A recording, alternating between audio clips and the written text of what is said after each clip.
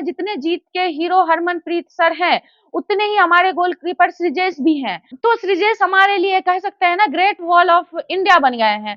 अमन India के youngest Olympic में medal लेने वाले बन गए हैं। ये एक डेडिकेशन है, उन्होंने एक दिन में 4.5 केजी कम करके और उन्होंने ब्रॉन्ज मेडल जीता है।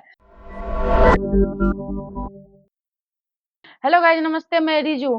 तो अब ओलंपिक्स का जो है कल वो लास्ट डे है। हमारे इंडिया के जितने भी कंटेस्टेंट हैं उनका लगभग अब आखिरी ही हो गया है।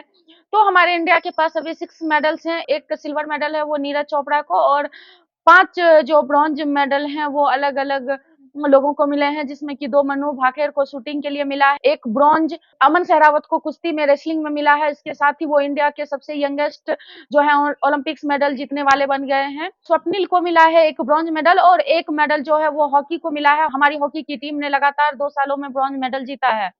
तो नीरज चोपड़ा जी ने जो वो सिल्वर मेडल जीता है जेवलिन थ्रो में, तो वो हमारे गोल्डन बॉय रहे हैं, लेकिन इस बार उन्हें सिल्वर मेडल ही मिला है। लगातार 2 साल ओलंपिक में मेडल जीतने वाले वो हमारे चौथे इंडियन बन गए हैं। वो इस बार डिफेंडिंग जो चैंपियन थे, उन्होंने लास्ट ईयर गोल्ड मेडल जीता था। इस बार हमें उनसे पूरी तरह गोल्ड मेडल की ही उम्मीद थी, क्योंकि जब क्वालीफाई राउंड में उन्होंने 84 से ज्यादा जो मीटर का फेंकने पर ही क्वालीफाई करना होता था, तो उसमें उन्होंने फर्स्ट अटेम्प्ट में ही 89.34 मीटर का जेवलिन थ्रो किया था। तो उस टाइम बहुत उम्मीद थी हमें कि वो फिर से गोल्ड मेडल ही लाएंगे, लेकिन कोई बात नहीं। कांग्रेचुलेशन टू नीरज चोपड़ा, उन्होंने जेवलिन थ्रो में एक नए आयाम दिए हैं हमारे इंडिया को। वो फर्स्ट एशियन एथलीट बने थे जिन्होंने गोल्ड मेडल जीता था। वो भी एक्चुअली बोल रहे वो खुश नहीं है, वो नेक्स्ट बार के ओलंपिक्स में जरूर ही दिखाएंगे, और उम्मीद है उनके बेस्ट परफॉर्मेंस की। वैसे ये भी उनका सीजन का बेस्ट परफॉर्मेंस रहा है जेवलिन थ्रो में। तो हॉकी में फिर से हमें जो है हमारी इंडिया टीम को ब्रॉन्ज मेडल मिली है, और जबरदस्त आउटस्टैंडिंग परफॉर्मेंस रहा है। और ये स्पेन के साथ हमारा ये मैच था, जिसमें कि हरमनप्रीत सिंह ने 2 गोल किए हैं, दोनों गोल उन्होंने ही किए हैं, और 2-1 से हमारी टीम जो है वो जीती है। तो हम ये कह सकते हैं जितने जीत के हीरो हरमनप्रीत सर हैं, उतने ही हमारे गोलकीपर श्रीजेश भी हैं। एक्चुअली ये उनका लास्ट मैच था, और उन्होंने मैच से पहले ही वो डिक्लेयर कर दिया था कि अब वो संन्यास लेंगे। तो इससे बेहतरी जो है विदाई उनको मिल नहीं सकती थी। वो बेहतरीन, उनका परफॉर्मेंस आउटस्टैंडिंग रहा है इस साल। स्पेशली जब हम ग्रेट ब्रिटेन वाला मैच देखें, तो उसमें से उन्होंने 12 गोल में से 11 डिफेंड कर लिए उन्होंने। अगर उसके आधे भी अगर गोल हो जाते तो हमारे पास ब्रॉन्ज नहीं होता। तो जबरदस्त जो है उन्होंने कीपिंग की है। तो श्रीजेश हमारे लिए कह सकते हैं ना ग्रेट वॉल ऑफ इंडिया बन गए हैं। पेनल्टी शॉट्स में से एक नहीं, उन्होंने 2-2 गोल जो है वो होने से रोका है। तो जो सीरियसली वो एक बड़ी बात रही हमारी जीत के लिए।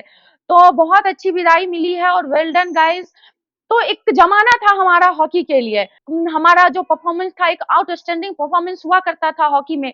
तो अब हमें देख के लग रहा है कि चलो हम लोग वो जमाने में वापस आ रहे हैं। जब इन्होंने ऑस्ट्रेलिया से हराया, वो भी एक बड़ी जबरदस्त टीम थी, तब से हमें होप थी। लेकिन ठीक है, जिस तरह से ये खेल रहे थे, तो गोल्ड मेडल तो पक्का ही लग रहा था। तो हम लोग रियली प्राउड हैं नीरज चोपड़ा पे और हमारी हॉकी टीम पे। तो अब हम लोग बात करते हैं मनु भाकेर पे। तो मनु भाकेर ने भी इस साल उन्होंने 2 ब्रॉन्ज मेडल जीते हैं। मनु भाकेर का भी जो है एक बड़ा ही इंस्पिरेशनल जो स्टोरी रहा है। लास्ट टाइम जब वो थी, तो उनके पिस्टल के साथ माल फंक्शन हो गया था।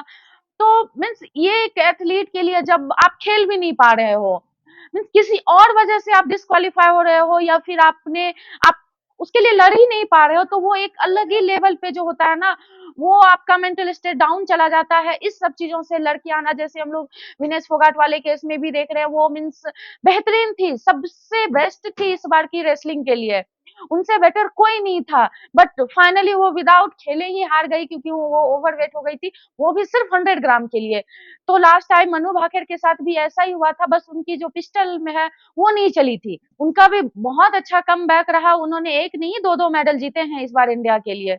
अमन को कुश्ती में जो है वो 57 केजी के कैटेगरी से उन्होंने खेला है, और उन्हें ब्रॉन्ज मिला है। वो इंडिया के यंगेस्ट ओलंपिक में मेडल लेने वाले बन गए हैं। तो सबसे बड़ा डेडिकेशन जो है ना, वो उनमें देखा जा सकता है, वो कितने पैशनेट होके खेल रहे हैं। जो उनका ये ब्रॉन्ज के लिए मैच होने वाला था, उससे पहले उनकी जो वेट थी वो 4.5 केजी ज्यादा थी। उन्होंने महज एक दिन में 4.5 केजी वेट कम किया है, और उनकी टीम ने कहा जो चीज़ विनेश फोगाट के साथ हुई है वो उनके साथ नहीं होगी। एक दिन में लगातार कुश्ती करके, ट्रेडमिल करके, जॉगिंग करके, मसाज करके, ये एक डेडिकेशन है। उन्होंने एक दिन में 4.5 केजी कम करके और उन्होंने ब्रॉन्ज मेडल जीता है। तो ये एक बहुत बड़ी बात है। आप सोते नहीं हो, आप कंटिन्यूअस मैच करके, रेसलिंग करके, फिर इतनी मेहनत करके, वेट कम करके और फिर फाइनली आप जीतते हो। इस डेडिकेशन का कोई जवाब नहीं है। तो ये बहुत ही एक प्राउड वाली बात है हमारे लिए। तो हम लोग ऐसे ही होप करें हमारे और एथलीट अगले साल, अगले जब भी ओलंपिक हो तो इन्हें इंस्पिरेशन मानते हुए और भी ज्यादा मेडल आए हमारी इंडिया को। और बात करते हैं विनेश फोगाट की, तो आज जो है उनका फैसला होने वाला है।